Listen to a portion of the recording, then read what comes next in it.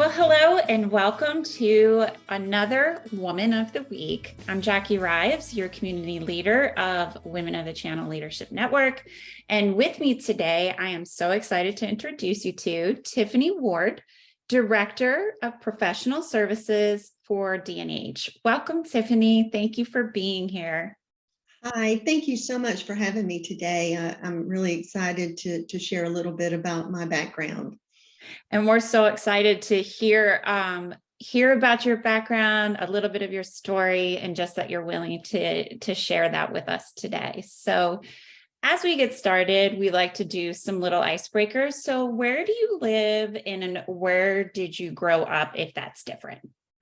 Well, I was actually born in Savannah, Georgia, so I'm a Georgia peach, but I have lived most of my life in Greenville, South Carolina. Love Savannah, love Savannah. I haven't been to Greenville, but you're a stone's throw away, so I should definitely venture out. What is a little known fact about you, if you don't mind sharing? Well, actually, a lot of people in my professional world doesn't know that I've traveled all over the world doing missions work. I've been to Africa several times. In my very first African trip, I actually taught a conference out in the bush when guerrilla warfare was going on, when I was about 29 years old. So it was pretty risky, but also life-changing. Wow, Tiffany, that is amazing and very inspiring. Thank you for sharing that with us. And just a little terrifying too, if I'm going to be honest. Okay, so let's switch gears. And can you tell me about your career path and how you reached this position today? Absolutely. So I actually owned two companies prior to getting into the technology industry. So this is actually my third career. So I'm a real entrepreneur at heart, and I love to help build businesses. I built businesses before technology. And then when I did get into this industry, every position that I've had has been really connecting with a company and helping them take their business to the next level. So I actually love the technology industry. I've been in the channel most of my tenure. But it seemed to be when I first came on board in technology, it seemed so transactional. We, especially in distribution, you sold hardware and software and sometimes never together. So I realized that and thought, you know what, this is not really meeting the business need of the customer. And I'm a big fan of really helping the customer have business outcomes rather than just, buying a product. So at every position that I've had in the channel, I have helped build a department or a solution. So really the solution sell. And then when I came to D&H, I was actually brought on board to build out the professional services practice. And, D&H was historically, hardware, software distributor, but the piece of the puzzle that really brought it together was the services piece. And, now we offer total solutions and it's been fantastic. Wow, that is amazing. It sounds like you're a trailblazer, entrepreneurial, taking that mindset and doing better for the customer, which is, I'm sure, very appreciated from all of your customers in your career. So, what made you want to be in a leadership position? Well, I realized early in my years in business that, being able to inspire people and people come in and out of your life that are leaders have inspired me. And I really wanted to be that for other people. And so that was really the catalyst actually that made me want to do something like that.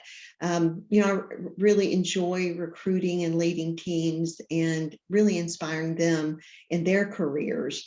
And the only way that you can really do that is actually be a leader for them and show them the example of that.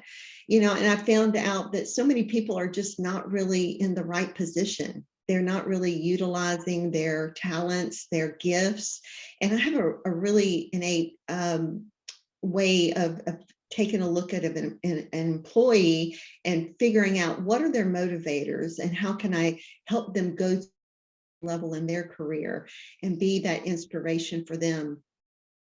People that don't feel successful are not very productive. And so, being able to help people feel successful in their career, because you're in your job, 80% of your life. Yes, yes. So I think you should be happy and that you should feel successful. And I'm a fan of teamwork. Almost in every employment that I've had, the teams that I've led I've given them team goals so that we would all work together to get to the end goal. And that's why D&H is such a fantastic company, because they're an ESOP. We all are owners in the company, and we all have the ability to pursue the same goal together and impact D&H and all of our customers. And so it's been really great at D&H being able to do that. So, Tiffany, we've talked a little bit about customers and your leadership and your desire to inspire. And what I'm hearing is that you truly have a servant heart. And I appreciate that style of leadership and investment in others. So thank you. I'm sure that there are plenty of people on your team that are very appreciative, especially for pointing out where their skills are and where they could be, happier in a role that they would thrive in and be successful. So amazing. Thank you for sharing that. All right. So let's pivot to what is the most important risk you took and why? Well, years ago, there was someone in my life that was a real inspiration to me, and I highly respected him.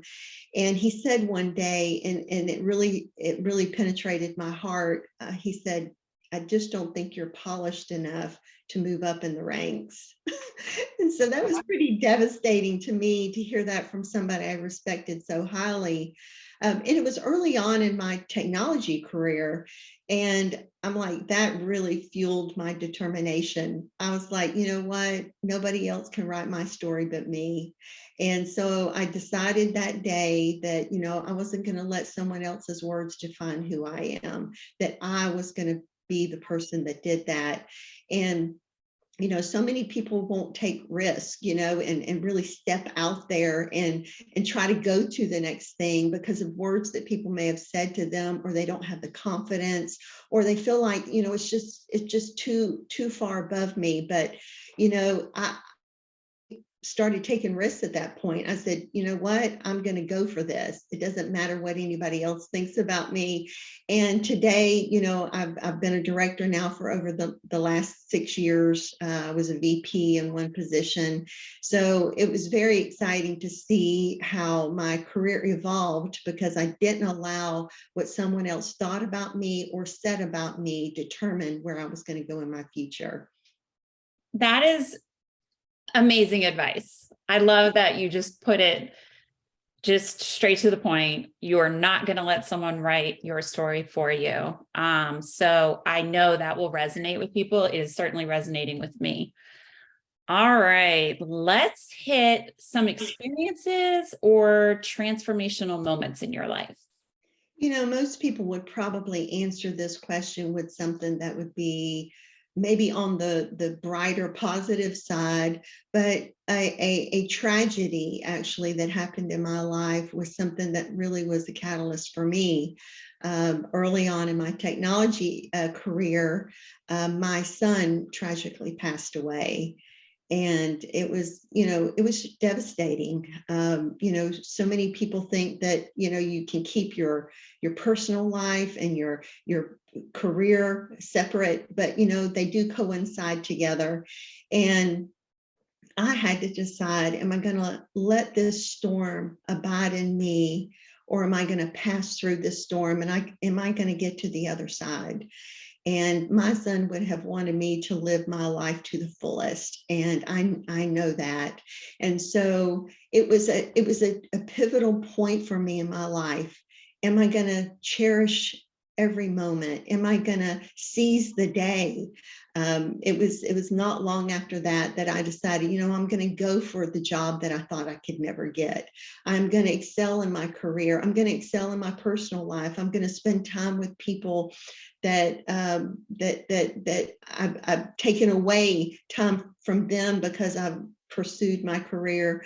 But also, even in my career, whose lives can you touch while you're at work every day, that 80% of your life that you're doing your job, and that positive attitude, and being able to take something that was heart-wrenching and decide that I'm not going to allow this to affect my future, and I'm going to pass through it. I'm always going to have my son in my heart. And I had to lean real heavily into my faith. That's a big, big part of my life. And if I didn't have that, I don't know what I would have done.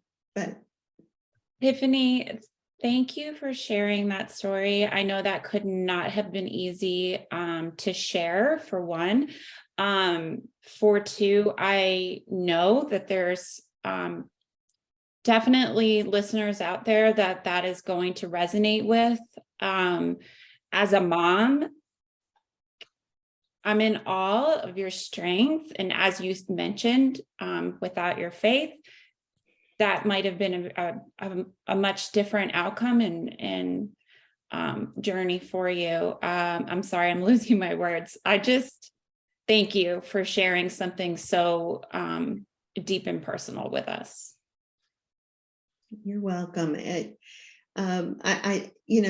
Everybody has things that happen in their life, and that life has to go on, and you have to continue on in at your job. You don't get to just quit, so you have to learn how to walk through those things and still take care of your responsibilities. I had, 3 other children at the time, and I had to be strong for them, but I also had to continue to make a living for my family and that type of thing. So,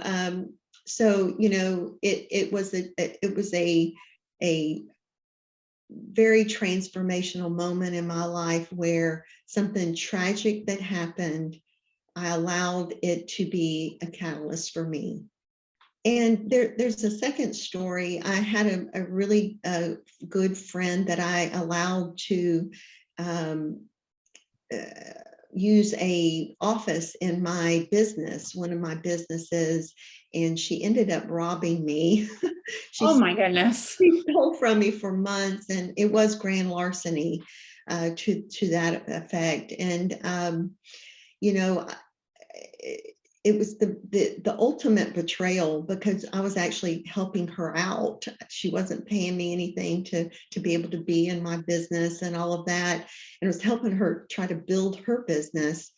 And her parents came to my office, and they said, they just begged me not to prosecute her. And it was a huge financial hit to my company.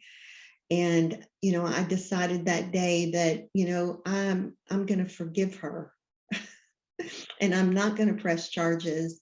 And it was the most freeing moment for me, because I could have done that for her, but it also impacted me to the point where it was, it was a pivotal moment for me that actually was the catalyst to the next thing that I did in my career. I opened a second company after that. And so you never know when something bad happens like that, or something that you think is devastating, how it may be the open door to the next thing in your life. And so that is that was a story that actually propelled me to the next career that I took, career path, my second career in my lifetime.